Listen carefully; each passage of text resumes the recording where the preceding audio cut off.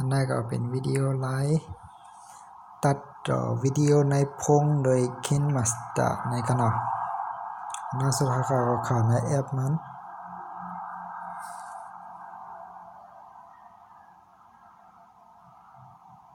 ไปกำเลยก็เอาได้เลือกของสร้างเนาะเลือกวิดีโอในอยู่เลยวะ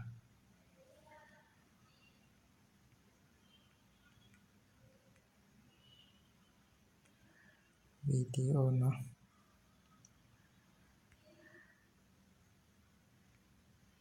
แล้วก็ในนะโอเค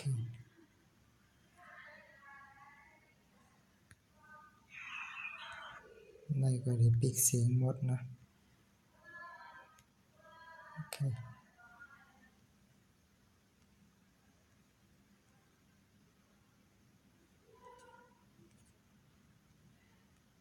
แล้วก็ได้ปิดเสียงมันหมด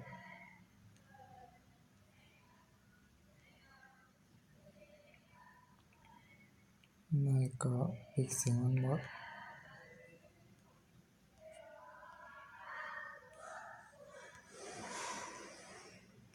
ต้องเปิดด้วยกันมา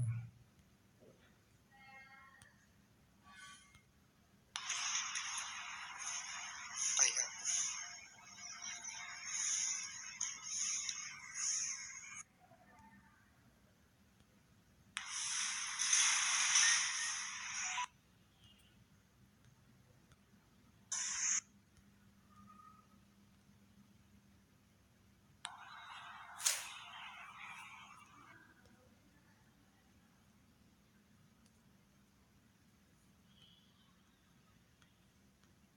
ใช้งาน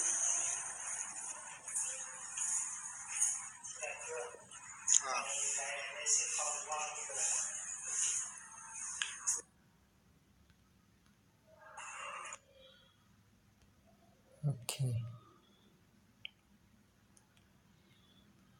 เพราะนั้นก็โปรแกรมแล้วก็เซฟกันนะพอตัดแต่งเลือกวิดีโอแล้วก็พอตัดแต่งแล้วจะก็เซฟ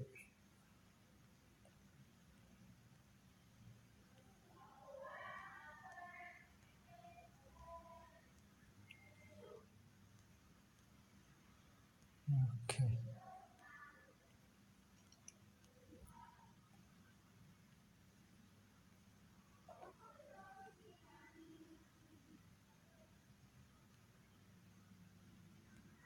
เปิดทำได้เสียงกัน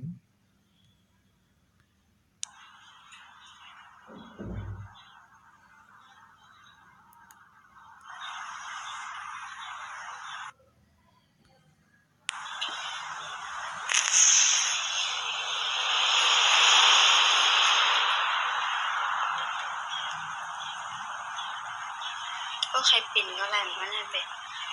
กัน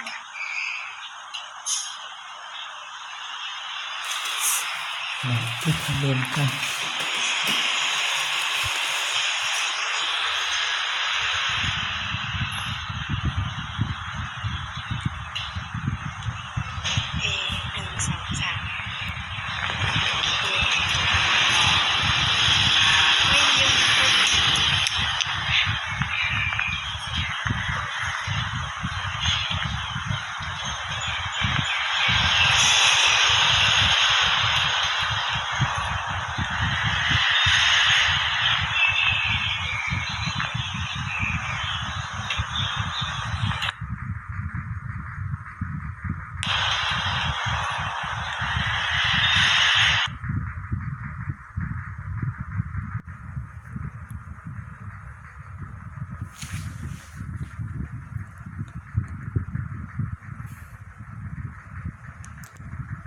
เด็กไว้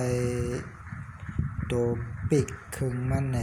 เด็กไว้ตัวขึ้นเสียงมันแล้วก็ ปุ่มโฮมตัวกลาง3ตัวในที่เราเด็กพร้อมๆกันไว้ค่ะเนาะ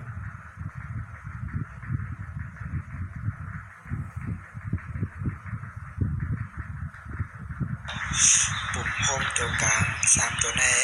ที่เราเด็กพร้อมๆกันไว้ค่ะเนาะ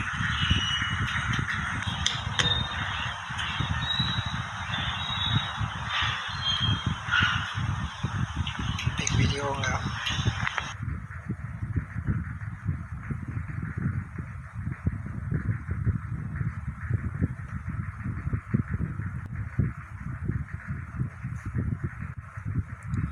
ว่าเฮาเด็กพร้อมๆกันไว้เอานะมันได้ขึ้นมาหน้าจังไหนนะก็อยากก็ไปกัน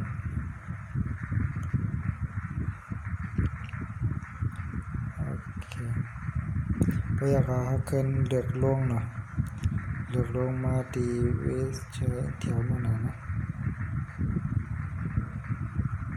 ก็อยากก็เกินเด็กตัวอันนั้นเด็กตัวปิกนะมันติเลือกอยากขึ้นเลือกลงเลือกทาง yes เนี่ยเด็กตัวปิกทางกันน่ะมันได้ล่างขึ้นในตัวมันนะได้ล่างขึ้นนะ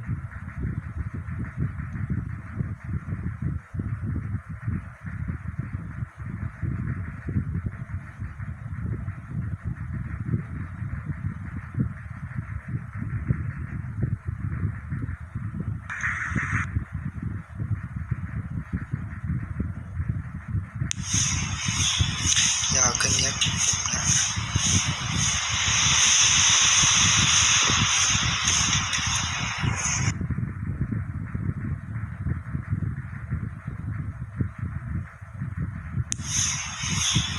ยาวขึ้นเยอะนะ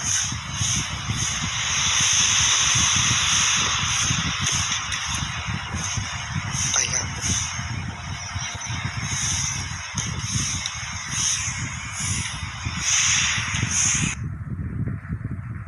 ถึงไว้นะทีนี้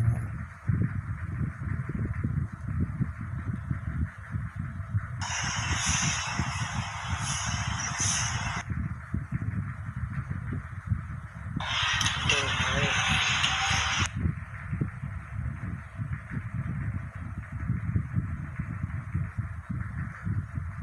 เปิดเสียงแล้วนะ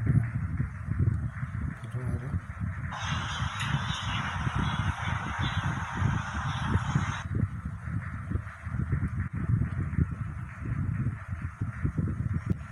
มันก็เขาใส่ซ้อให้ก็คำต้องนะหมายหลับเขาอันคำปิดขึ้นคำต้อง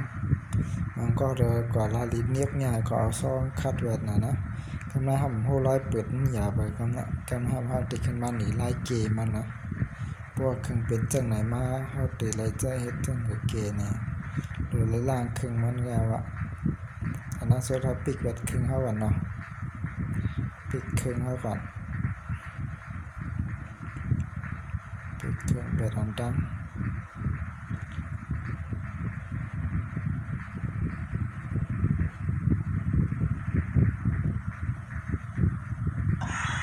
ก็เขาใส่ซ้อให้ก็คำต้องนะหมายหลับเขาอันคำปิดเครื่องคำต้องมันก็เลยกว่าลาลิเนียบง่ายก็เอาซ้อคัดเวทนะทำไมทำโหร้อยเปิดอย่าไปคำนั้นคำนั้นเขาติดขึ้นมาหนีไล่เกมมันนะพวกเครื่องเป็นจังไหนมาเขาติดไล่ใจเฮ็ดจังกับเกเนี่ยก็เลยล่างเครื่องมันแล้วอะอันนั้นสุดท้ายปิดเวทเครื่องเขาก่อนเนาะปิดเครื่องเขาก่อน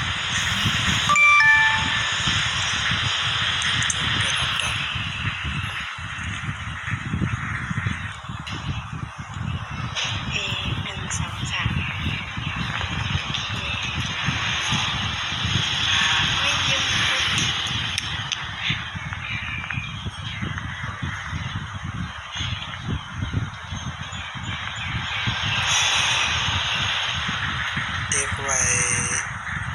ตัวปิดขึ้นมันแหนเด็กไว้ตัวขึ้นเสียงมันแล้วก็ปุ่มโฮมตัวกลาง3ตัวในที่เราเด็กพร้อมๆกันไว้กันนะ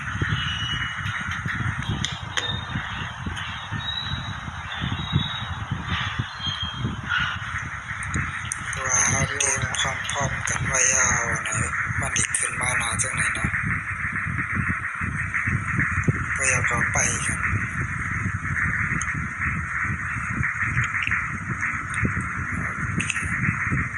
พยากรณ์ขึ้นเลือกลงนะเลือกลงมาที่เวสเชอร์เที่ยวนั่นนะพยากรณ์ขึ้นเดียกตัวนะเดียกตัวปิกนะมันติดเลือกพยากรณ์เลือกลงเลือกทาง yes เนี่ยเดียกตัวปิกทำกันนะมันได้ล่างขึ้นในตัวมันนะได้ล่างขึ้นมัน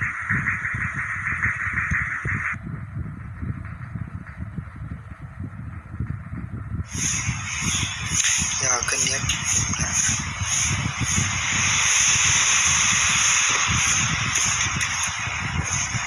ไปครับ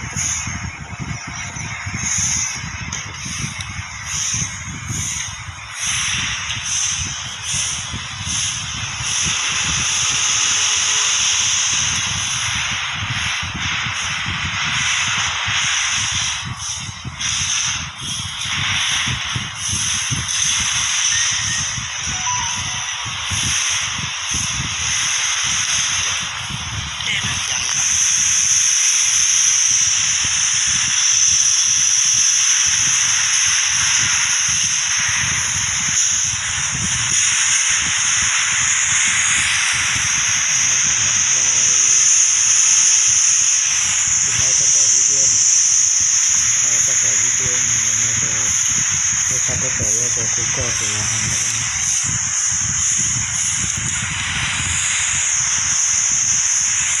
แล้วก็พวก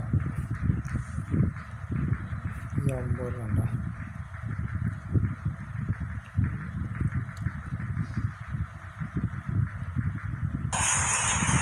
ไม่เหมือนกับ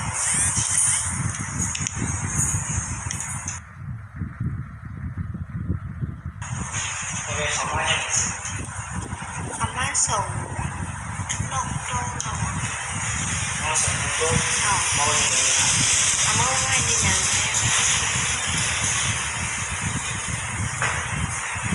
ทำเป็นไงล่ะหน้าตาลายอ่ะ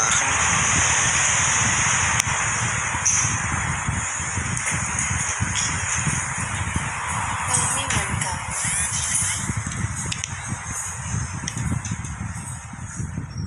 โอเคเดี๋ยวมานะกันนะเดี๋ยวเก็บซิมวิดีโอนะเดี๋ยวใครแชร์ทาง YouTube ก็เลย Facebook ก็เลยนะเก็บในเดี๋ยวนะเดี๋ยวเก็บซิมในเครื่องนะบันทึกวิดีโอไปยังเกินนะก็ได้นะฮาว่าไม่ละครับถึงได้นะแล้วก็เขาได้ตั้งความชัดมันมากาหือนะความชัดมันนะคนภาพเสิร์ชเต็ม HD H128นี่แหละตัวกลางเลยนะก็อยากเข้าไปกันนะความไปกว่ามันหลุดเยี่ยวโมเราเนี่ยก็โอเคว่ะแล้วขึ้นกับเปิดด้วยในพงก็ไลน์เอาใครก็ลงใน Facebook กับสมาคมแล้วนะได้ตัดต่อได้มีขนาดหนึ่งอันขาดตัดต่อด้วยแล้วนั่นนี่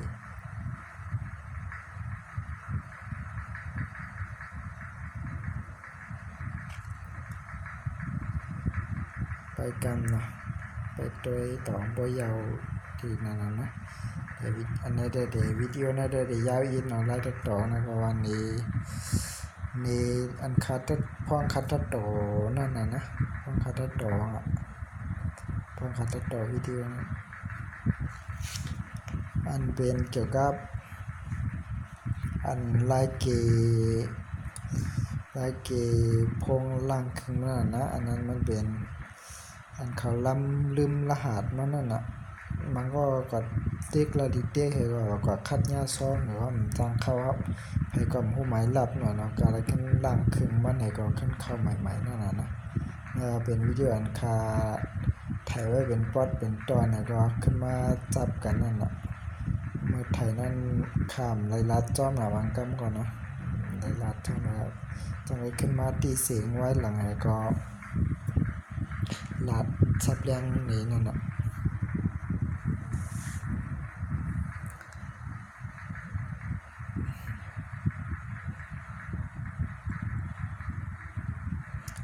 ม มันก็มีหลายๆนะลายตัดต่ออันไหนแล้วก็ขึ้นกว่าฝึกตัดต่อโดยกวยนึงเนาะอันไหนได้เป็นค่าตัดต่อไม่เหลือใครตัดต่อให้ลงนี้นะให้นะแต่ว่าลายเฮ็ดได้นะบ่ค่ะลายเฮ็ดอันใจโปรแกรมตัวนี้เฮ็ดในพวกนี้มันหลายแต่ว่ามันเป็นโลโก้ KineMaster นั่นได้เพราะมันได้ติดไว้ในดิกจื่อมันนั่นได้มันได้ติดไว้ในวิดีโอนะมันเฮาเอาออกแล้วเพราะใครเอาออกเนี่ยเขาได้มีให้ซื้อนั่นน่ะนะเพราะเอาจื่อเขาพอได้ซื้อแต่ว่าในเฮาว่าเอาใจจื่อเขาเฮ็ดนั่นน่ะจังว่าได้ฟรีอยู่แต่ว่าจื่อคำนี้ติดนะมันก็บ่ใครมันติดใครจื่อ KineMaster ของติดไปมาจอมเนี่ยได้ก็ต้องซื้อเอาเขานั่นน่ะแต่ว่าในเฮาเฮ็ดฟรีติดก่อนเป็นอย่างนั้นนะใครอย่างพวอันใครเฮ็ดอันติดในมันก็ไม่ได้มีแต่ว่าใครเฮ็ดในคอมนั่นน่ะนะเฮ็ดในคอมใจ Adobe Premiere ใจนั่นแต่เฮ็ดในคอมได้ความละเอียดสูงแล้วก็มันก็โปรเก็บซิมวิดีโอนั้นมันขึงนะแต่ว่าโลโก้มันได้มันป้าโลโก้ของมันนะเฮาใครใส่เราเอาโลโก้เฮาใส่ก็มันก็โอเคนะแต่อันนี้ก็เลยว่าไว้นะใจไรแต่รู้สึกว่าโลโก้ใครติดมาแบบนั้นนะความยาววิดีโอก็หลายนาทีนึงก็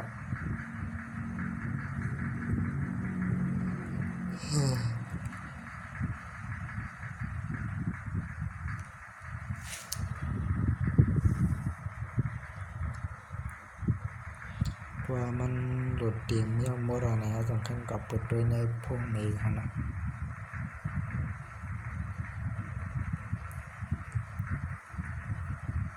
ใจแคปเอาตัดต่อเอาวิดีโอตัดต่อมันก็หลายๆมิลนั่นนะรายเฮ็ดมันก็นำหมดใส่เฟ้งจ้อมก็หลายแต่ว่าครับอันใครเฮ็ดในคำใส่เฟ้งจ้อมหาทำใครใส่เฟ้งจ้อมหา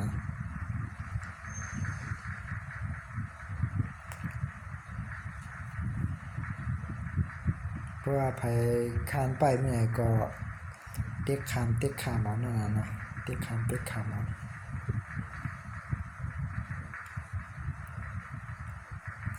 เขาได้ไปเติมก็4นาทีอยู่เนี่ยมันนับถอยหลังก็เดียง1นาทีไปไม่ได้เก็บซิมในพงคำสื่อนะ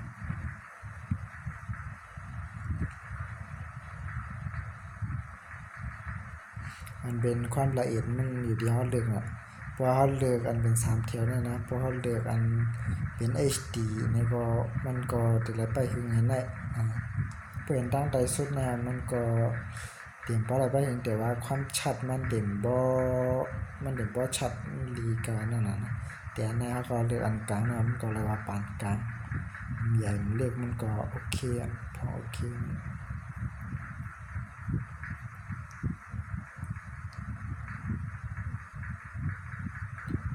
3 2 1เพียง19นาทีโอ้ไว้มาดิ2 11 10 9 8 7 6 5 4 3 2 1อันเลยยาวโอเคก็น่าแบ่งปันนะใครเช็คว่าอะไรก็ได้เดี๋ยวไปเช็คนะติดกดตกลงมันก็เรียนด้วยก็เลยนะเรียนนะแล้วก็มาเปิดในวิดีโอในก็ได้นะก็เขาใส่โซ่ให้ก็คำต้องนะหมายหลับขอนคำเปิดขึ้นคำต้องมันก็เดินกว่าลาลินิดเนี่ยก็เอาโซ่คัดเวิร์ดนะคือมาทำโฮไลท์ก็มาขึ้นกับเดินอัพโฮนะ